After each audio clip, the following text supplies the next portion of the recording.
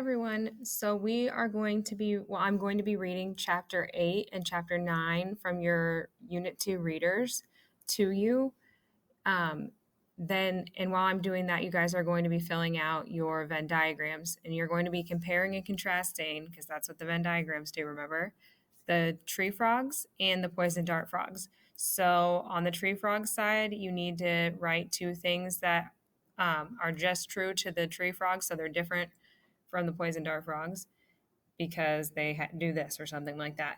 And then the poison dart frogs, you're writing two things that are just true to the poison dart frogs, so something different about them. And then in the middle, you're going to write two things that are true about both of them, so they both do something or have something like this.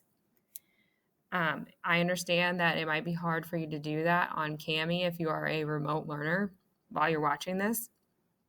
So if you need to, you can definitely write or make your Venn diagram on another piece of paper, whatever is easiest for you. And also, if you have your readers, go ahead and get them out. I know some of you might not have them in the book form. You might have them in the paper form if you're a remote learner, and that's fine. Just get out chapters 8 and 9 so you have them with you. And so you can look back at them when we're done with this to do the Venn diagram, or while you're doing this, you can pause it and do the Venn diagram. Whatever works for you. Okay, so everybody gets ready. Okay, so chapter 8, tree frogs. As you've learned, amphibians are vertebrates that spend most of their lives in water and part of their lives on land. They start out like fish because they are born with gills and can breathe underwater. They later develop lungs so they can breathe air and live on land. Tree frogs are one type of amphibian.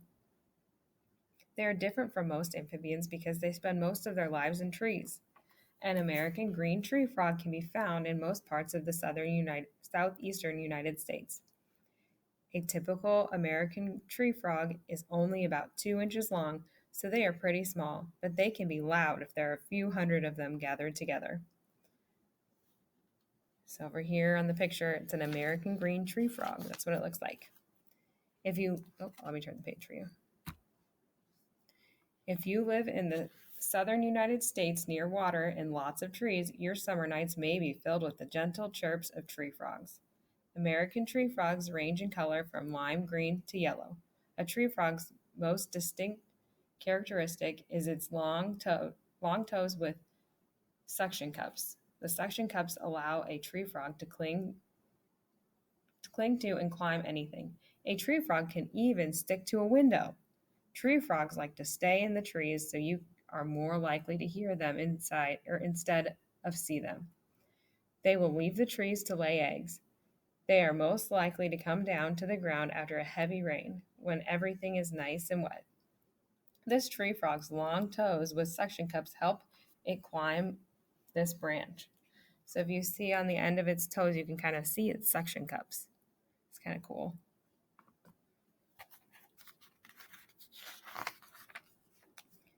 If you do see one, don't worry. They're pretty friendly.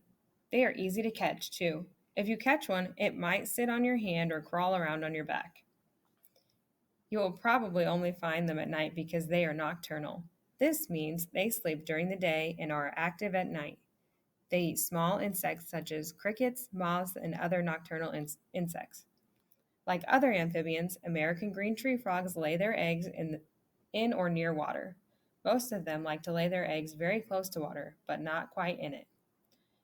Their favorite place is on a tree limb or leafy branch that has fallen into a pond. So the American green tree frog is nocturnal. That means it sleeps during the day and it's awake during the night.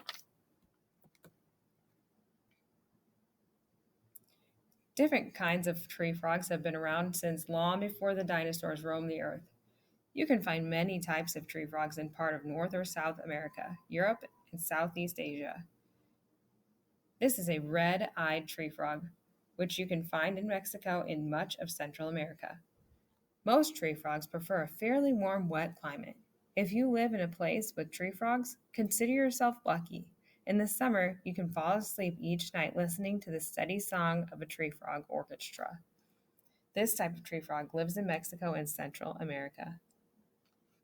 So we can hear them where we live too. Maybe not this kind of tree frog in the picture, but we do have tree frogs around us. Okay, so we're going to move on to chapter 9. So if you need to switch out your readers, if you're a remote learner and need to grab your paper version of the reader for chapter 9, go ahead and do that. All right, chapter 9, the poison dart frog. A poison dart frog lives in the rainforest of South America. It is a tiny frog. It is only an inch and a half. It is cute, but it would be a mistake to pet this frog. Frogs like this one secrete poison. That means the poison seeps out from its skin. The poison dart frogs secrete a mild poison. Others secrete a poison that is strong enough to kill humans. The poison helps protect the frog. It tells other animals to leave the frog alone. The native people of South America collected poison from this kind of frog. They dipped darts into the poison. Then they used blowguns to fire poison darts at their enemies. This is why the frogs are called poison dart frogs. Many poison dart frogs are brightly colored. You might think this would be a dangerous trait. After all, many animals are camouflaged. This camouflage helps them hide from predators. Or their camouflage helps them hide from predators. Why, then, would an animal be brightly colored? Why would it stand out?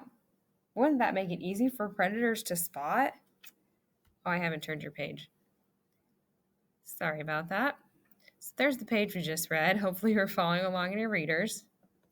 And we're on the next page. Scientists think that is precisely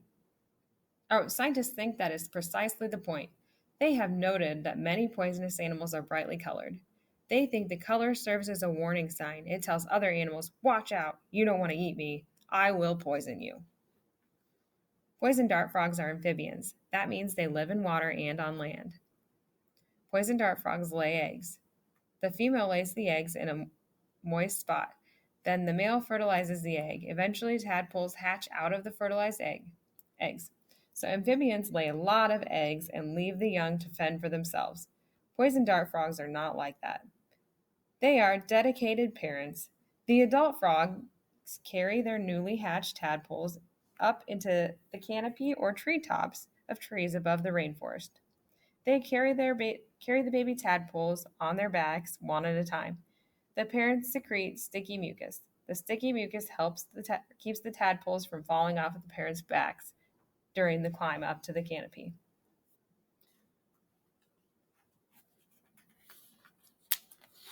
Okay, the next page. For many species, the mothers do much of the child care. This is not true for poison dart frogs. Mothers and fathers both take care of the young. Moms and dads both carry the tadpoles up into the canopy. The parents deposit the tadpoles in a small pool of water that form in plants on top of the canopy. The tadpoles live in these pools for a while. They breathe underwater using gills. They eat tiny animals that live in the water. If there is not enough food, the mom may lay eggs in the pool. The tadpoles can eat the eggs. Eventually, the tadpoles experience a metamorphosis or change. They grow legs, they develop lungs, they change into frogs. Once this happens, they are ready to leave the water. The habitat of the poison dart frogs is under threat. It is threatened by logging and farming. If trees are cut down, these frogs have nowhere to live. In recent years, lots of trees have been cut down in South America. Some people cut them down to sell the wood. Some cut them down to set up farms. As a result of this tree cutting, some kinds of poison dart frogs are now endangered.